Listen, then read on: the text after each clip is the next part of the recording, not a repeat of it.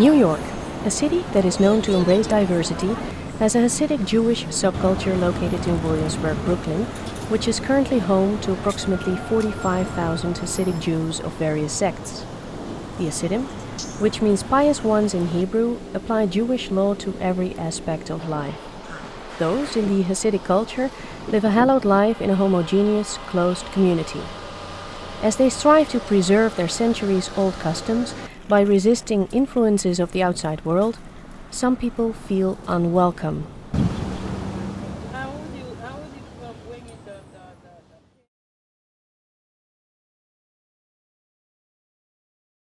Sometimes you don't know the street and you ask them, they look at you like, they don't even want to tell you where the street is.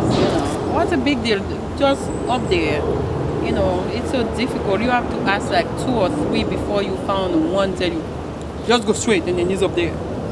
When you compare human to human, you feel hurt. It's a very stressful neighborhood. I had an incident with a bus driver once.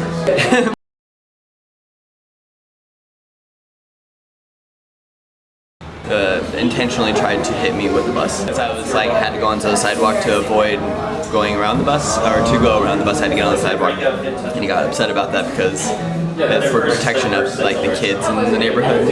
So he tried to run me over, and that was horrifying. There's a lot of rules that go into their daily life, and they kind of have their own system. They have their own ambulance and police enforcement. Often very baffled by it, but in a good way and in a confused way. I think that it's kind of beautiful that it's lasted so long, and it's just kind of, you step into that neighborhood and you've transported in time.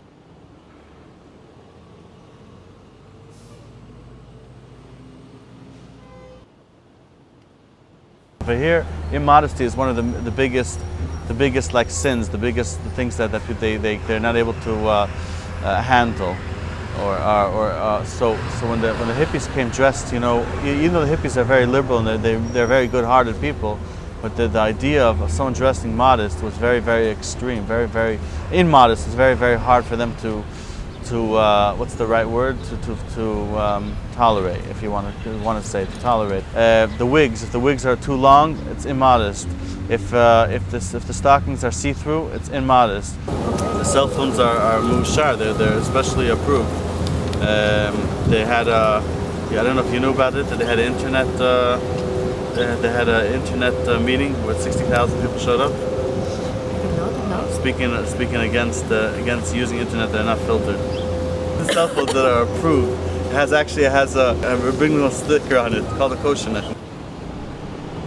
It's more than just rules or guidelines.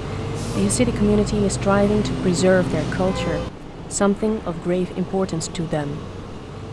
I have a cell phone that's a little bit older.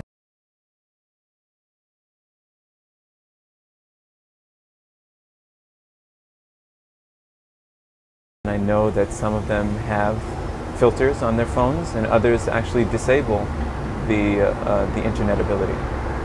Something to be aware of is the beauty of the life that they're attempting to develop.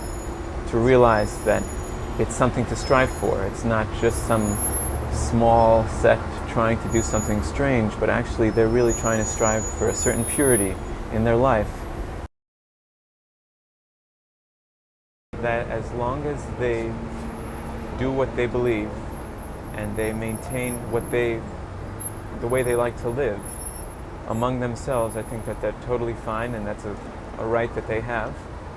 And as long as that's not pushed on anyone else, then they're doing the right thing. Despite the morphing of the outside world, the traditions of the Hasidic community remain somewhat unchanged. The Hasidic have been solid and persistent in their traditions, thoughts and beliefs. They do tolerate the people from outside their community, only to the level where those will respect their Hasidic values.